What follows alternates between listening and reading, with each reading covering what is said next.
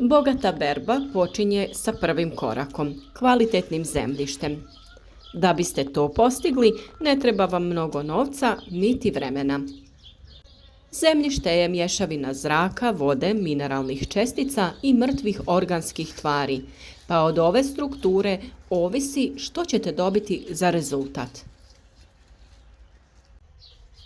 Biljkama je tlo osnova života, a o njegovoj kvaliteti ovisi uspješnost uzgoja, kvaliteta plodova i sam životni vijek biljaka.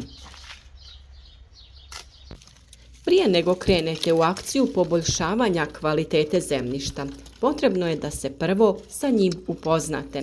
Šta mu nedostaje, a čega ima previše.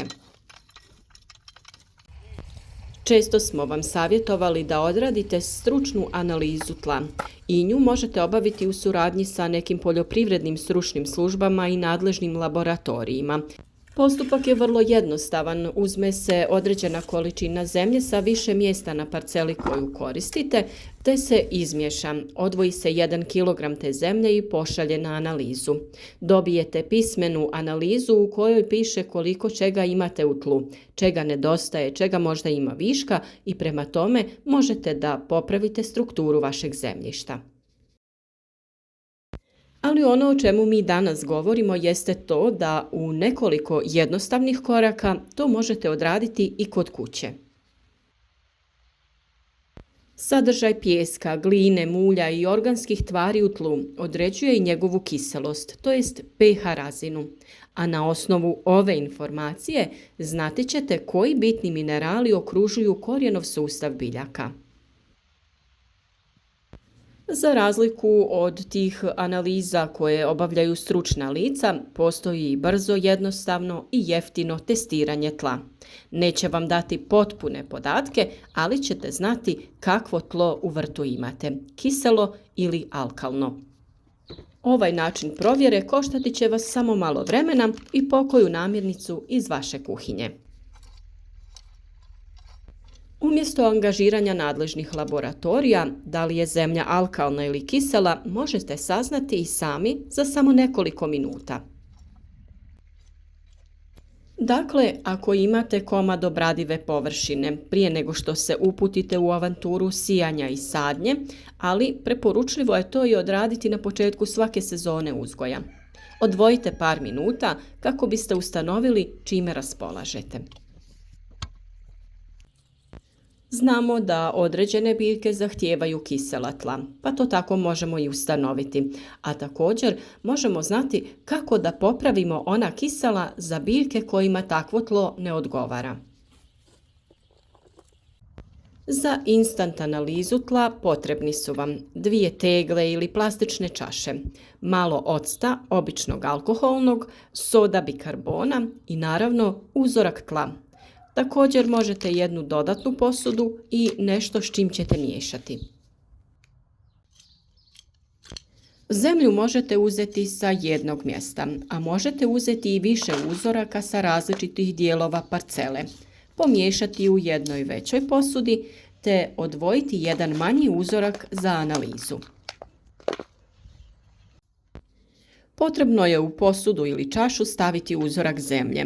Nakon što ste nasuli zemlje do pola čaše, dodajte alkoholni ocat i sve lijepo pomiješajte. Koristiti ćemo alkoholni ocat koji svako ima u svojoj kuhinji i može se kupiti u bilo kojoj običnoj trgovini. Radi se o onom sa 9% alkohola. Na zemlju dodajemo jednaku količinu alkoholnog octa te dobro pomiješamo. Ako se ova smjesa pjeni, znači da zemljište ima visok alkalni sadržaj i pH zemljišta je iznad 7 do 8.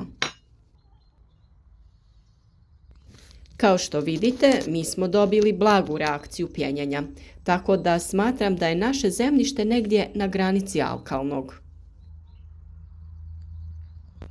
Nešto kasnije u videu ćemo, nakon još jednog načina analize, reći kako popraviti stanje vašeg zemljišta ukoliko u ovom testu nije došlo do reakcije, to jest nije se stvorila pjena.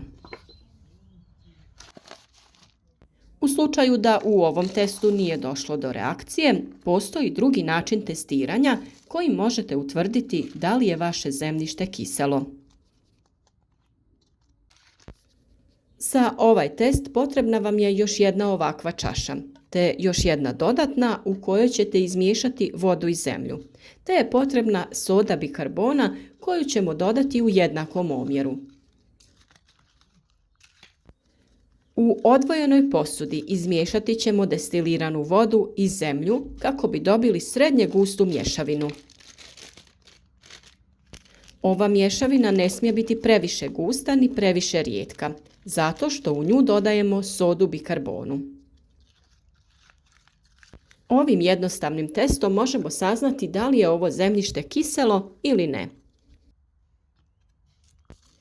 U 1/3 posude sipamo sodu bikarbonu i na to dodajemo mješavinu zemlje i vode koju smo pripremili u jednakom omjeru.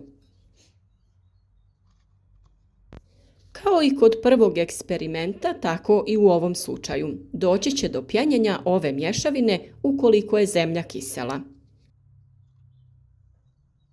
Sve lagano promiješajte i čekajte reakciju. Kod našeg zemljišta izostala je reakcija, to jest nije došlo do pjenjenja, što znači da ovo zemljište nije kiselo. Kao što smo vidjeli u prvom testu, ovo zemljište je alkalno. Ukoliko je u ovom testu sa sodom bikarbonom došlo do reakcije, to jest pojavila se pjena, to znači da zemljište ima pH vrijednost od 5 do 6, što zapravo znači da se ubraja u kisela tla.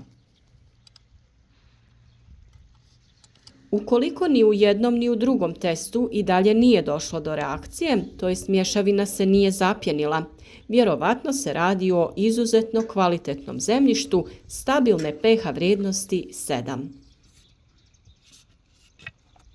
Kada smo odradili testiranje našeg zemljišta, sada ćemo pričati o tome kako promijeniti pH vašeg zemljišta. Ukoliko ste ovim testom utvrdili da je vaše zemljište kiselo, tada trebate uzgajati samo biljke koje uspijevaju na ovakvom tlu ili poduzeti korake kako bi se ovo promijenilo.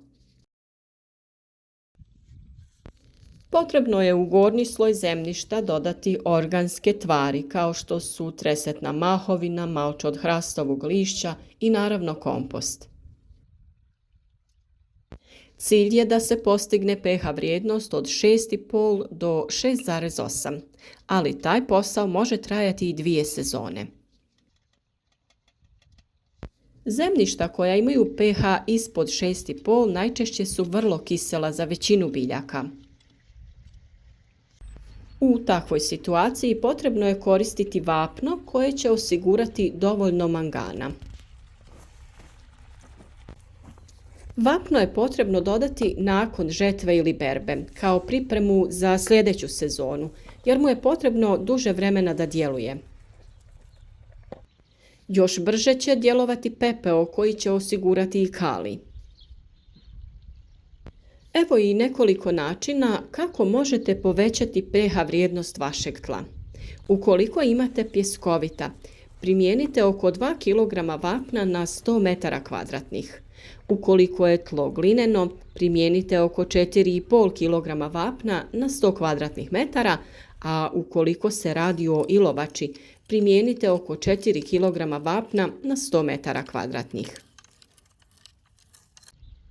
Ukoliko su vaša zemljišta alkalna, to jest želite smanjiti pH vrijednost, kod pjeskovitog tla potrebno je dodati oko pola kilograma sumpora na 100 m2. Kod glinenog tla dodajte do kilogram sumpora na 100 kvadrata, a kod ilovače dodajte oko 700 g sumpora na 100 m2. Kiselost zemljišta je izuzetno velik problem, ne samo za uzgoj biljaka, jer u kiseloj sredini dolazi do redukcije nitrata i nitrita, pa biljke teže iskorištavaju dušik koji pak štetno djeluje za zdravlje čovjeka.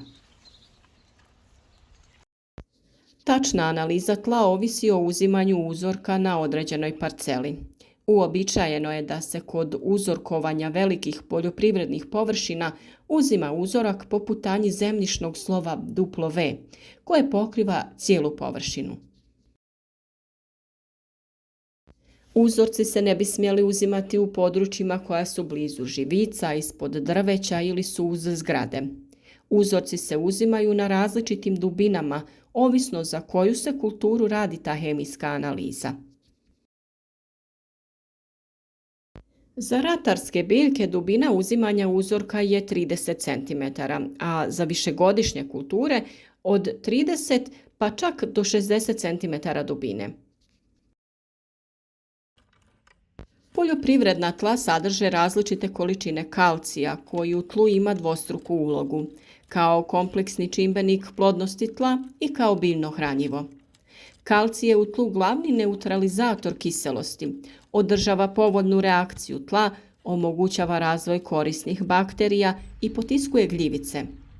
Kalcijem održavamo povoljnu strukturu zemljišta, indirektno poboljšavamo razgradnju organske tvari i aktiviramo druga hranjiva, a za biljku je važan i kao građevni element. Mjerenje i utvrđivanje pH vrijednosti zemljišta, osim standardnog laboratorijskog načina, moguće je utvrditi direktno u polju pomoću pH metra. Ovo su mjerači koji odmah određuju trenutne vrijednosti, elektroprovodljivost rastvora i sadržaja ukupno rastvorljivih soli u zemljištu. O temi šta je to pH vrijednost tla i kako uzeti prave uzorke za analizu smo već govorili i video naravno možete potražiti na našem kanalu. Naš rad podržite sa like, podijelite video sa prijateljima na društvenim mrežama kako bi i drugi imali koristi od naših savjeta.